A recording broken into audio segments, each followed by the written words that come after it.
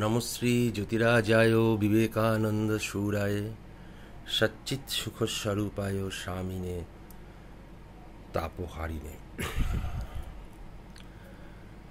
যোগ কথাটা এসেছে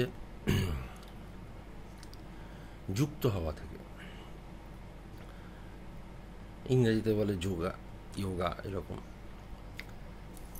তো কার সাথে যুক্ত হওয়া? আত্মার সাথে, পরমাত্মার যুক্ত হওয়া। মানে যে শক্তি সবার মধ্যে আছে, আমাদের মধ্যেও আছে, সেই শক্তির সাথে, সেই পরম শক্তি মানে সেই সোর্স, সেই সোর্সের সাথে মিশে যাওয়া। কি আছে যোগে? জ্ঞানযোগ, রাজযোগ, কর্মযোগ, ভক্তিযোগ। মূলত এই চার ধরনেরই যোগ আছে। রাজযোগ হচ্ছে ধ্যান, জপ, এগুলো। কর্ম হচ্ছে কর্মযোগ, মানে কর্মের মাধ্যমে, সব তারই কর্ম, আমি মাধ্যম মাত্র। হ্যাঁ, জ্ঞান অর্জন, সেটা শাস্ত্রপাঠ, তার সোর্সকে জানা, জ্ঞান। ভক্তি, তাকে ভক্তি করা। হ্যাঁ, শ্রীরামকৃষ্ণ বলেছিলেন কলিতে ভক্তি, মানে কলি শেষ হয়ে গেছে, এখন সন্ধিক্ষণ। যাই হোক, এই ভক্তিযোগ। তো আমাদের যেটা প্রয়োজন সেটা হচ্ছে ধ্যান। এখন আমি ধ্যান করব কিভাবে? প্রথমে আমি সোজা হয়ে বসব। পদ্মাসনেই বসতে হবে, এর কোনো মানে নেই। আমি সুখাসনেও বসতে পারি। সুখাসন মানে জাস্ট এমনি বসা, যেটাতে আমি কমফর্টেবল।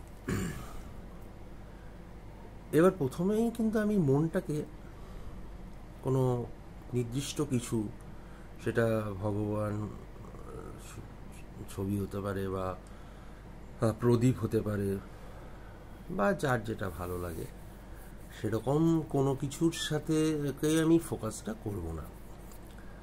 প্রথমে আমি আমার মনের পর্যবেক্ষক হব।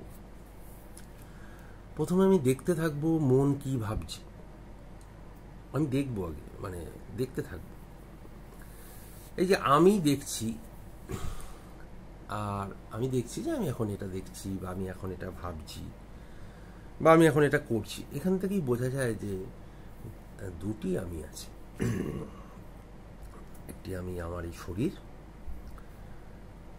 আর একটি আমি সেই ঈশ্বর, সেই পরম শক্তি, সেই সোর্স। এরপর আমি মনটাকে একটা বিন্দুতে, মানে সেই ফোকাসে আনবো। ভগবান হলে আমাকে ভাবতে হবে এরকম যে আমার হৃদয়ে একটি পদ্মফুল আছে, সেখানে তিনি বসে আছেন, আমি যেদিকে তাকিয়ে আছি সেই দিকেই তাকিয়ে আছে। অন্য কিছু ভাবলেও ওরকম একটা প্রদীপ জ্বলছে, বা এরকম ভাবনা। তো সাথে জপ, মানে তার নামটা। আমি যদি শিবকে ভাবি, আমি শিব শিব করব। আমি যদি কালীকে ভাবি, আমি কালী কালী কালী এরকম বলবো। দীক্ষিত যারা, তারা তো জানেন, তাদের গুরু মন্ত্র দিয়েছেন যে সেটা দীক্ষা মন্ত্র জপ করতে হয়। যতদিন নিবেদিতার দীক্ষা হয়নি, তার গুরুদেব স্বামীজি তাকে শিব মন্ত্র জপ করতে বলেছিলেন। স্বামীজি নিজে রাম মন্ত্রে দীক্ষিত। এবার আমি ধরুন ভগবানের মূর্তি ভাবছি, সেক্ষেত্রে তাকে আমি একটু ফুল দিলাম, তাকে একটু, তার সামনে একটা প্রদীপ জ্বালালাম, হ্যাঁ, একটু শাঁখ বাজাচ্ছি হয়তো, বা একটু আরতি করছি। এই ভাবনাটা কেন? আমি যাতে আরো বেশিক্ষণ ধরে ভাবতে পারি তিনি আছেন, আমার হৃদয় মন্দিরে তিনি বিরাজমান। হ্যাঁ, তিনি আলোকিত, এক আলোকিত সত্তা, আমিও আলোকিত। এরকমভাবে ভাবনাটা, এটা যদি আমি রোজ ভাবতে পারি সকাল সন্ধ্যা, তাহলে আমার কাজগুলো খুব সুন্দর হবে। আমি যখন পড়বো আমার পড়াতেই মন বসবে, অন্য কিছু আমার মাথায় আসবে না। ছাত্র ছাত্রীদের তো ছোটোবেলা থেকে এটা অভ্যাস করা উচিত। কোনো কোনো স্কুলে করানো হয়, কিন্তু তারা বলে এরকম চোখ বুঝে থাকো না, চোখ বুঝে না, ভাবতে হবে, তো ভাবনাটাকে তো আনতে হবে। অর্জুনকে যখন জিজ্ঞেস করা হচ্ছে তুমি কি দেখছো, সে বলছে যে আমি পাখি দেখছি। বলছে যে তুমি কি পাখি দেখছো, বলছে না আমি পাখির চোখ দেখছি। তাহলে তীরটা ছোড়ো, ততক্ষণে ইয়ে হয়েছে। অন্যরা কিন্তু যুধিষ্ঠিরকে জিজ্ঞেস করা হয়েছিল কি দেখছো, সে বলছে কিন্তু আমি গাছ দেখছি, আকাশ দেখছি, নদী, এরকম সব, মানে তার ফোকাসটা নেই। এখন তীরন্দাজি তে তো খুব ভালো মনঃসংযোগ দরকার, লক্ষ্যভেদ। তাই এই ধ্যান খুব কাজের বিষয়। ধ্যানের ধ্যান ধ্যেয় ধ্যাতা।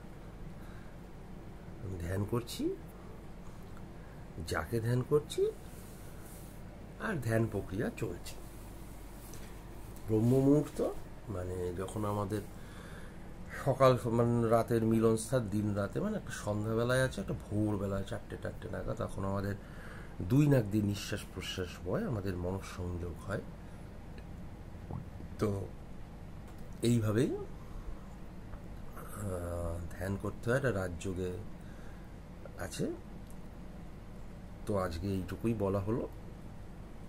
আবার বলছি, আমি গাইডেন্স দিচ্ছি, স্পিরিচুয়াল গাইডেন্স। তো আপনারা যদি কেউ চান, তাহলে আমি ধ্যান, জপ, শাস্ত্রের কিছু অংশ বিশেষ, তারপরে কিছু মন্ত্র, কিছু প্রাণায়াম, কয়েকটি আসন, হ্যাঁ, লাইফস্টাইল, আমি সবগুলোই আপনাদের শিখতে সাহায্য করতে পারি। কোর্সটা প্রফেশনাল। যাই হোক, আপনারা ভালো থাকবেন। যারা যারা যোগাযোগ করেছেন তারা এখনও আবার যোগাযোগ করেননি, তাদেরও ধন্যবাদ জানাই। আমার একটা ইউটিউব চ্যানেলও আছে, মৃন্ময় করে দিয়েছে, স্পিরিচুয়াল জার্নি বলে। আমি এই ভিডিওগুলোর ইয়েতেও হ্যাশট্যাগ দেখি, স্পিরিচুয়াল জার্নি। তো যাই হোক, সবার মঙ্গল হোক, সবাই ভালো থাকুক। প্রণাম।